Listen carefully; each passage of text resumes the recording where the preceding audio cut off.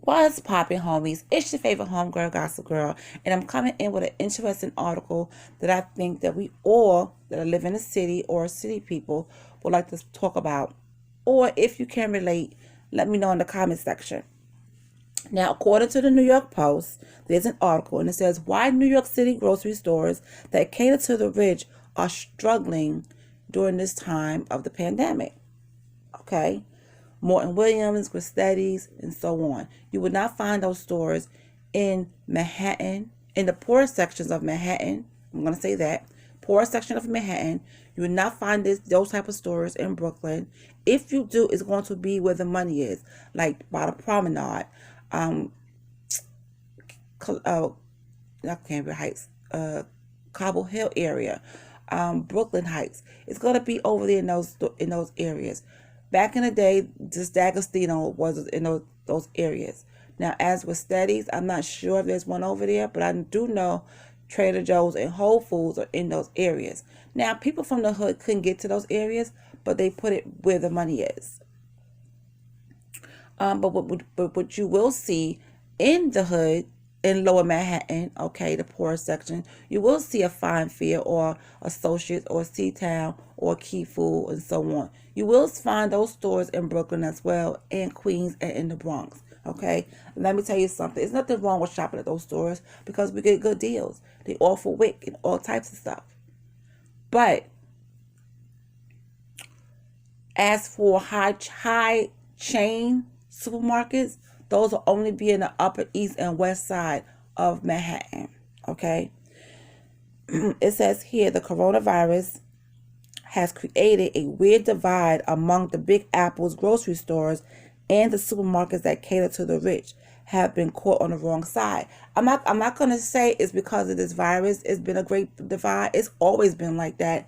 It's always been like that. So it doesn't matter about what's happening now. It's always been a divide that these type of stores were not in the poor neighborhoods because they couldn't afford the prices. You know, why bring those stores to those neighborhoods? Because the stuff in here that you get is overpriced to me. It's expensive.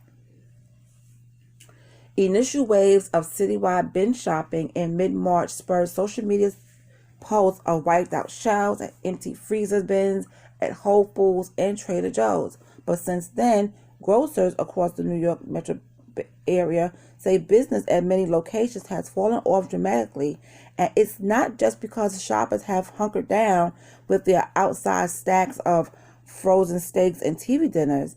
In rich neighborhoods like the Upper East Side and West Side, supermarkets now stand mostly empty after initially getting cleaned out by their panic-stricken clientele.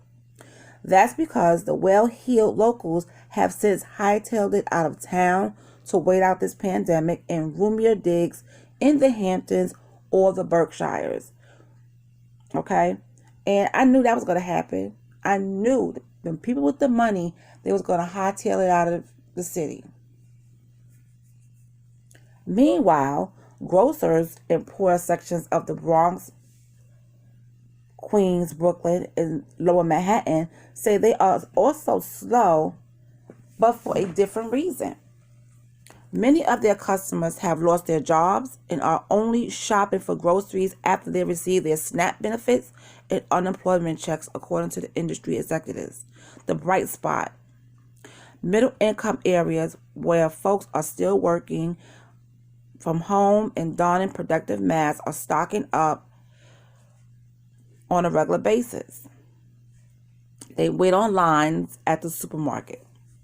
Indeed, business is so brisk at these middle market locations that it's hard to get. Supplies like Clorox wipes and toilet paper are being diverted from rich and poor neighborhoods alike to keep them stocked. And this is coming from executives. Owner of the Morton Williams grocery chain told the Post it's a tale of three cities, okay? 3 weeks ago, all of our stores were stocked, with customers in all 16 were emptying out merchandise very quickly. So as the stuff was coming in, they was emptying the shelves, right? Okay. Morton Williams recently began using vans to haul merchandise, particularly paper products, produce, and kosher foods from Passover, out of his store at the corner of Madison Avenue and East 87th Street, which shares a block with a slew of swanky fashion boutiques, as well as his 3rd Avenue stores at East 62nd and East 72nd Streets. Now, see, those are considered upper Manhattan, okay? Their business on an average is up or down about 5% from a year ago. The vans are bringing products to its stores in less affluent neighborhoods nearby at Western Avenue, 60th Street, for example, or at First Avenue and East 72nd Street, where the grocery sales are up 30% from a year ago. In wealthier neighborhoods, it's mostly older New Yorkers who have remained in their apartments, according to Canner. Those customers have helped prop up the stores, particularly because they are buying more than they have previously. The few people who have stayed behind don't have the option of dining in restaurants, so they are eating 3 meals a day at home. Even the Whole Foods on 3rd Avenue and 88th Street shut down its butcher department over the weekend, where customers could order specific cuts of types of meat from a store associate. Even though the line to get into that store is huge all day, it's still not as many customers as before, and the nearby fairway is crowded, but not packed like before. When I walk my dog at night, there is nothing but darkness. When I look up at the building, adding that its own building is half full. So this guy named Sniper said that when he goes outside to walk his dog, it's very dark. It has a different feel. And even his own building is half full. And he lives on Park Avenue and East 87th Street. So he's up there in the upper part of Manhattan, okay? Billionaire grocer who owns the Gristetti's and D'Agostino chains confirmed that his own residential building overlooking Central Park, just a few of his neighbors have remained in the city. We are shifting our people from our stores where business has slowed down to the busier stores. So that means that the stores that they have, if they have stores, say, on 90th Street, East 90th Street, and they have stores on East 60th Street, they're taking stuff from East 90th Street to East 60th Street because it's busier with East 60th Street, okay? East 90th Street is not that busy because all the millionaires and billionaires, they have left. So they're not going to those stores. Some of their buildings are empty, okay, because they have left. So they got to take that stuff to a place where it's getting some type of revenue, okay? Even though it's still their chain and it's still expensive, but East 60th Street, some people are still there. More people are still in the apartments and condos than there are at Central Park West and stuff like that. The picture couldn't be more different in the Bronx, according to John Estevez, who owns 10 Food Town locations across the New York metro area. A lot of customers in the Bronx have lost their jobs or on food stamps. Okay, now you're going to see the difference. His 2 stores in the borough at 1489 West Avenue in Parkchester and at 3100 3rd Avenue experienced an initial wave of panic buying in March. But now the store's sales volume is flat from what it had been a year ago. Those customers spent their government money during the rush last month, and now they have to wait for their next benefits. Okay? They have to wait for their next benefits or benefit check to come to buy again. Similarly, the C-Town, Bravo, and associated supermarkets largely located in the ethnic neighborhoods in the outer boroughs are bracing for spending at their stores to drop in April, said Nelson, who handles government relations for the National Supermarket Association, which represents 500 independent supermarkets in New York City and along the East Coast. We are expecting a big chop in volume from customers who have lost their jobs. Meanwhile, Estevez Food Town in Cross River, New York, near the Tony suburb in Westchester County, is swarming with residents who usually come up for the weekends, but have decided to ride out the pandemic in their second homes. See, we don't have options like that. We don't have options where we can just leave and go somewhere else. We don't have those type of options, So we have to stick it out where we are. But you see how it affects the supermarkets, right? It affects the supermarkets. So I just want to say that the poor neighborhoods, they're still standing, but they still are dropping in sales at the same time because of a different reason than the Upper West Side and Upper East Side.